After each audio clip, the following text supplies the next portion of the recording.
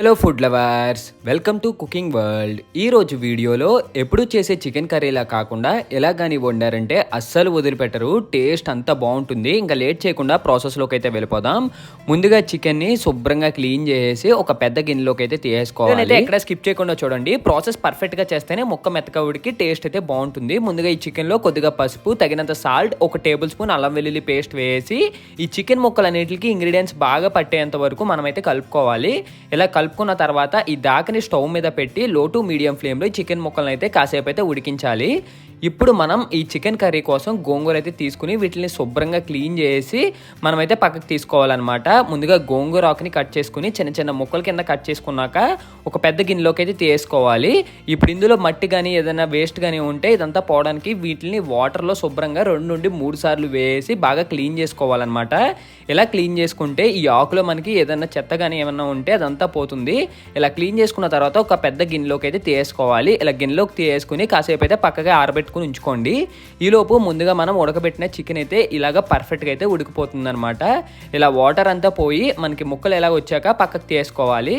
ఇప్పుడు తాలింపు కోసం తాలింపు సరుకులు అయితే తీసుకున్నాము. కరివేపాకు, జీలకర్ర, ఆవాలు, ఎండుమిర్చి, దీంతో పాటు మెంతులు కూడా తీసుకుంటున్నాము. ఇప్పుడు స్టవ్ మీద కడాయి పెట్టి అందులో ఆయిల్ వేసుకుని ఆయిల్ వేడెక్కాక ఇందాక మనం శుభ్రంగా క్లీన్ చేసి పెట్టుకున్న గోంగూర ఆకు ఉంటుంది కదా, గోంగూర ఆకు అయితే వేసుకోవాలి. గోంగూరని డైరెక్ట్ ఆకులుగా కాకుండా ఇలా చిన్న చిన్న ముక్కల కింద కట్ చేసుకుంటే మనకి ఈజీగా అయితే కుక్ అవుతుంది. ఇప్పుడు ఇందులో చుట్టూ మొత్తం మనం 1 టేబుల్ స్పూన్ సాల్ట్ వేసేసి ఒకసారి గరిటెతో కలుపుకోవాలి. కాసేపటికి ఇలా మనకి పేస్ట్ కింద అయితే తయారవుతుంది అనమాట.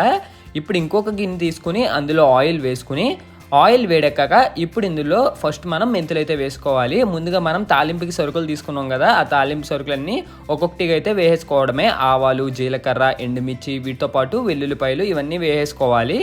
ఇవన్నీ వేసుకున్న తర్వాత ఇప్పుడు ఇవి పచ్చి వాసన పోయేంత వరకు గరిటెతో అయితే మనం కాసేపు అయితే వేయించుకోవాలి. ఇంగ్రీడియంట్స్ అన్ని గోల్డెన్ కలర్ లో మారాక ఇప్పుడు ఇందులో చిన్నగా కట్ చేసి పెట్టుకున్న ఉల్లిపాయ ముక్కలు అలాగే పచ్చిమిరపకాయ ముక్కలు అయితే వేసేసుకొని ఒకసారి అయితే గరిటెతో కలుపుకోవాలి.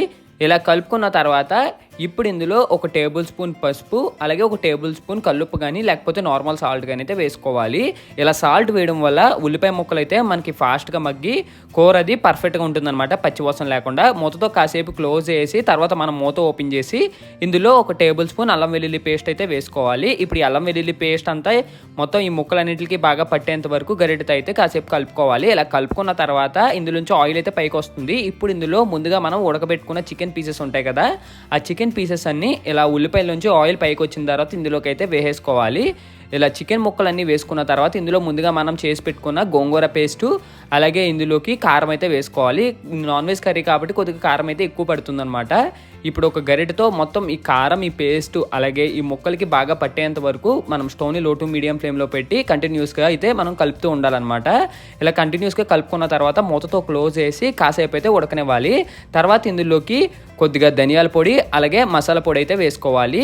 ధనియాల పొడి వేయడం వల్ల మంచి ఫ్లేవర్ అయితే వస్తుందన్నమాట. ఇప్పుడు ఇందులో వేసిన మసాలా పొడి అలాగే ధనియాల పొడి ఇంగ్రీడియంట్స్ అన్ని మొత్తం బాగా కలిసేంత వరకు గరిటెతో కలుపుకొని మూతతో క్లోజ్ చేసుకుని తర్వాత స్టవ్ ఆఫ్ చేసుకుని ఇప్పుడు వేడిగా ఉన్న ఈ గోంగూర చికెన్ని ఒక ప్లేట్లోకి వేసుకుని రైస్లో కలుపుకుంటుంటే టేస్ట్ అయితే అద్దిరిపోతుంది. మీలో ఎంతమందికి గోంగూర చికెన్ అంటే ఇష్టమో కామెంట్ చేయండి. ఒకసారి ఇలాగ ట్రై చేసి చూడండి, టేస్ట్ అయితే అద్దిరిపోతుంది.